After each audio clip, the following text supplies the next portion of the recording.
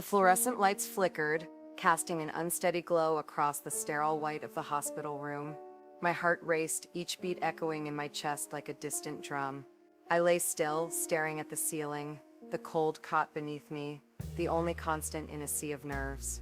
Whispered voices swirled around me, but their words were blurred, lost behind the rhythmic beeping of the machine standing sentinel beside my bed. A nurse nodded, a silent promise of imminent release into unconsciousness. But the anesthesia mask resting patiently at my side was like a clock ticking down to the unknown. My thoughts screamed in the silence, breath shallow, a mix of fear and a startling clarity. It was as if the weight of every unspoken word had finally caught up with me. Then, silhouetted in the doorway, stood someone from my past, a presence I hadn't expected, didn't dare to imagine could be there. The moment was surreal, and the hospital room around us faded into obscurity. I felt the press of unshed tears against my eyes, an overwhelming urge to speak, to unburden myself before the comforting veil of anesthesia claimed me. As I struggled with the chaos of emotions, the silent scream of my heart was louder than the machines or the murmurs. Before I continue, if you are feeling what I am feeling right now, please leave a like. It helps me keep going. Their eyes met mine, offering a semblance of solace in the hovering dilapidation of my courage.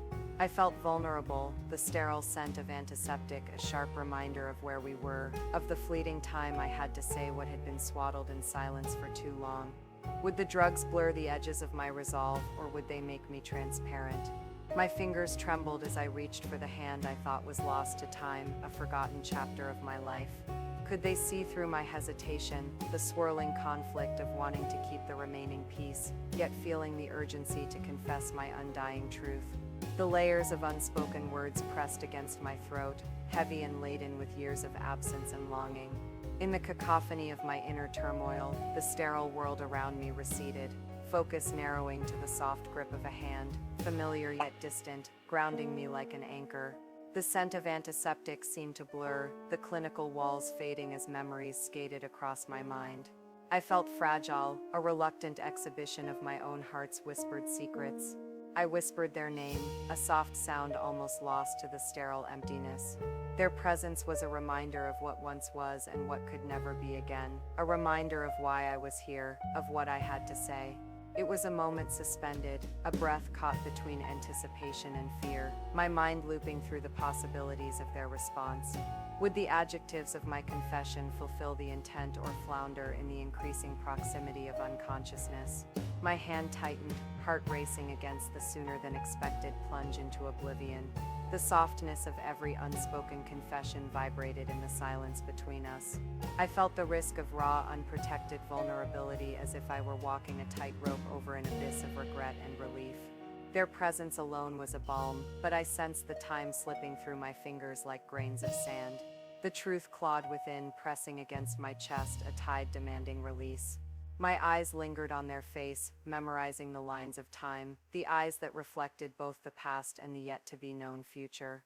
A single tear found its freedom, tracing a cold line down my cheek.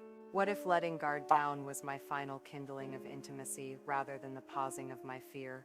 Thoughts swirled as the anesthesiologist adjusted the needle, an impending countdown to silence. And then, in the quiet of that moment, with one foot in the past and one reaching for an uncertain void, the confession emerged, a soft, fractured melody, riding the precipice of consciousness. I let the words tumble, tentative and raw, giving voice to old desires and pain. A heartbeat carried the weight of years forgiven, choices unmade, and paths unwalked. In the release, I found peace, surprising and warm, and an understanding that even if nothing changed between us, I was freeing a part of myself to move through what lay ahead with clarity. As the anesthesia began its dance, I hoped my confession had reached past the edges of my own fear to find a home in the tender corners of our shared past. Before you leave, if this moment impacted you as it impacted me, subscribe. I'm sharing every confession, and you never know which one will be next. Subscribe to the channel, and if you can breathe after this, maybe you'll want to hear the next confession too. Sometimes the truth we avoid is precisely the one we most need to hear. See you in the next video.